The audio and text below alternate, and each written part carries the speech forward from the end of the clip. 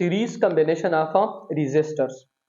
Resistor को जोड़ने का एक ऐसा तरीका कि जिसमें सारे रेजिस्टर्स जो है उनको हम एक ही वायर में सीक्वेंस के साथ एक के बाद दूसरे रेजिस्टर को कनेक्ट कर लेते हैं।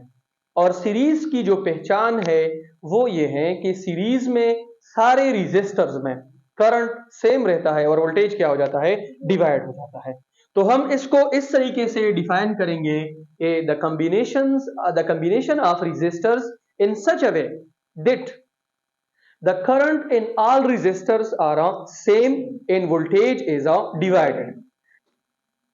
A method in which the capacitors, the resistors are connected in such a way that current remain same, कि करंट जो है वो सेम हो, वोल्टेज इज डिवाइडेड, वोल्टेज क्या हो जाए, डिवाइड हो जाए। कैपेसिटर को रेजिस्टर्स को आपस में जोड़ने का एक ऐसा तरीका कि जिसमें करंट सेम हो और वोल्टेज क्या हो, डिवाइड हो जाए। करंट क्यों सेम होता है? क्योंकि करंट के लिए सिंगल पाथ होता है। वोल्टेज क्यों डिफरेंट होता है? क्योंकि वोल्टेज जो है उसके लिए मल्टीपल पाथ्स होते हैं या मुख्तलिफ पाथ्स होते हैं। ठीक है, वोल्टेज के पास ऑप्शन ज्यादा होते हैं कि वो ज्यादा जो है पाथ से जा सकता है। अब इनका सर्किट डायग्राम है।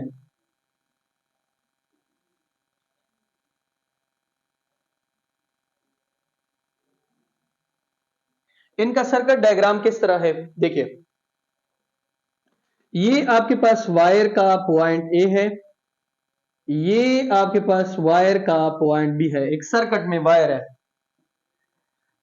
अच्छा, हम क्या करते हैं कि यहां से यहां पर एक रेजिस्टर, यहां पे दूसरा रेजिस्टर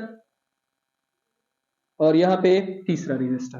ठीक है, ये रेजिस्टर आपके पास R1 है, ये रेजिस्टर R2, ये रेजिस्टर R3। ठीक है, और फिर इन रेजिस्टर के साथ हम नीचे एक बैटरी या एक सोर्स जो है वो कनेक्ट कर लेते हैं। ये इसका नेगेटिव टर्मिनल है और ये इसका पॉजिटिव टर्मिनल है। बैटरी से जो करंट निकलता है वो आपके पास है I, और ये जो I करंट है ये रेजिस्टर R1 में I1, R2 में I2, R3 में I3। लेकिन याद रखें, यहां से जो करंट निकलता है वो सारे रेजिस्टर के ऊपर पास होता है, एक जैसी करंट होती है। क्योंकि अगर मैं इस चार्ज को कंसीडर करूं नेगेटिव चार्ज, ये इसके पास भी आएगा, इसके पास भी आएगा, इसके पास भी आएगा। सारे जो रेजिस्टर्स है उनमें सेम करंट होगा, क्योंकि सब में यही जो चार्जेस है ये हाई पोटेंशियल से लेकर लो पोटेंशियल तक क्या करेंगे, फ्लो करेंगे। चार्जेस में कोई डिफरेंस नहीं आएगा, ना कोई ऐसा पाथ अवेलेबल है कि यहां पे कोई दूसरा पाथ हो, कुछ चार्जेस यहां पे चले जाए और कुछ चार्जेस वहां पे चले जाए। अगर करंट के लिए पाथ मुख्तलिफ होते तो फिर करंट क्या हो जाता, डिवाइड हो जाता। क्योंकि यहां पे सिंगल पाथ है, इसी वजह से सब में जो करंट होगा, I करंट जो है वो I1 में भी होगा, I करंट जो है वो I2 में भी होगा, I करंट जो है वो I3 में भी होगा। इसी वजह से हम यहां पे लिखेंगे कि I करंट बराबर है I1, I2 and I3। This is equation number first. अच्छा, अब इसके बाद वोल्टेज सबका डिफरेंट होगा। यहां पे वोल्टेज V1, यहां पे वोल्टेज V2 और यहां पे वोल्टेज V3। क्यों वोल्टेज डिफरेंट होगा? इसकी एक रीजन है। जब पहले रेजिस्टर के पास चार्ज आता है तो उनका जो चार्ज जो है उनके लिए जो पाथ है या जो रेजिस्टेंस है पहले रेजिस्टर में, उसके ऊपर बैटरी जो वर्क करती है वो कम होता है, क्योंकि ये बैटरी के बहुत ज्यादा क्लोज है। जब बैटरी उनको दूसरे के पास लेके जाती है तो रास्ते में रेजिस्टेंस बढ़ जाता है, इसकी वजह से वोल्टेज ड्रॉप वहां पे क्या होता है, ज्यादा होता है। जब इनसे आगे चला जाता है तो फिर तीसरी रेजिस्टेंस जो है उसमें भी वोल्टेज ड्रॉप जो है वो क्या होता है, ज्यादा होता है। बैटरी के लिए जितना आप वायर की लेंथ बढ़ाओगे रेजिस्टेंस क्या होगी, ज्यादा होगी, तो वहां पे वोल्टेज ड्रॉप भी क्या होगा, ज्यादा होगा। ये जो सारे कैपेसिटर्स है इनके ऊपर वोल्टेज ड्रॉप जो है वो मुख्तलिफ होता है, क्योंकि यहाँ पे जो रेजिस्टर्स है उनकी रेजिस्टेंस क्या होती है, मुख्तलिफ होती है।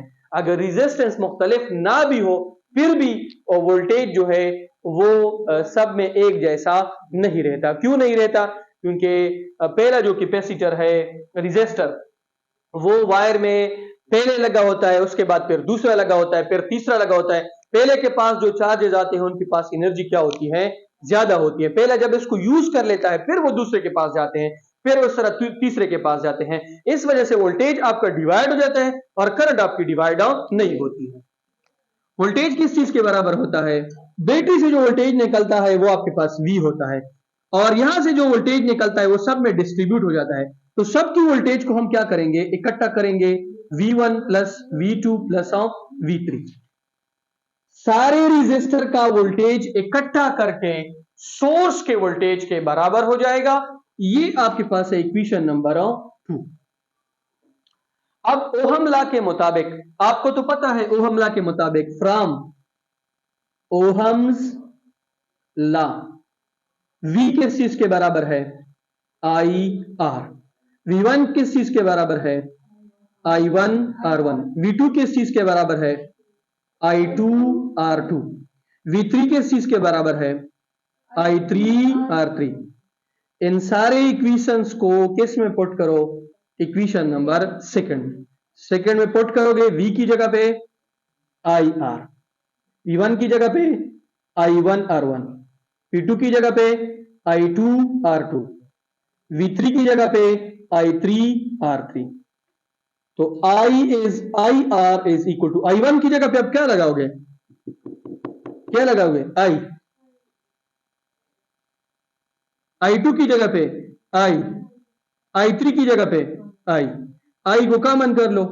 IR is equal to I into R1 plus R2 plus R3, I cancel, तो R is equal to R1 plus R2 plus R3।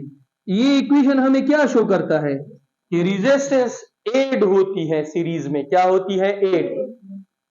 Combine जो रेजिस्टेंस है कंबाइन वो इंडिविजुअल के मुकाबले में क्या होती है, ज्यादा होती है।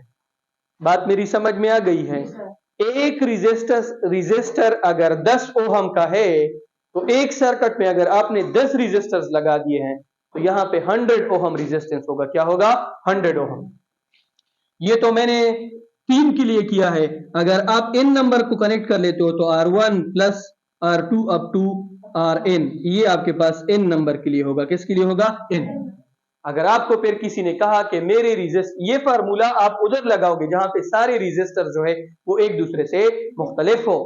अगर सारे रेजिस्टर एक दूसरे से मुख्तलिफ नहीं है, सबकी रेजिस्टेंस सेम है, तो फिर आपके पास एक शॉर्ट फार्मूला है, R equivalent is equal to N into R। N क्या शो करता है, नंबर ऑफ रेजिस्टर्स, और R क्या शो करता है, सिंगल रेजिस्टर का रेजिस्टेंस।